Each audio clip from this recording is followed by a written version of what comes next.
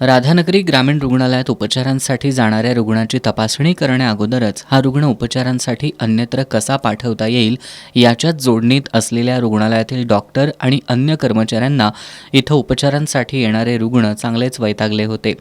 या रुग्णालयातील sonography machine उद्घाटन होऊन 2 महिने झाले तरी सुरू केलेली नाही.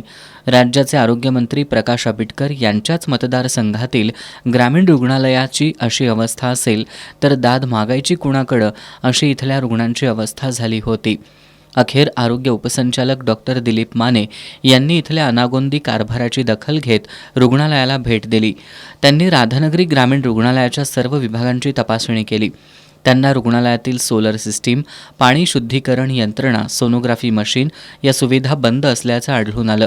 रुग्णालय आणि परिसरात मोठ्या प्रमाणात अस्वच्छता असल्याचं आढळून आलं. या रुग्णालयातील सुविधांसाठी निधीची पुरेशी तरतूद असताना निधीच खर्च न करण्याचा करंटेपणा इथलं प्रशासन करत असल्याचा धक्कादायक प्रकार उपसंचालक डॉक्टर माने यांच्या निदर्शनाला आलाय.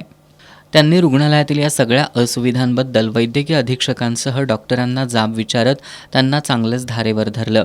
उपसंचालक डॉक्टर दिलीप माने यांनी येत्या आठवडाभरात रुग्णालयाचं कामकाज सुरळीत करा, अन्यथा कारवाईला सामोरे जा असा दम भरलाय.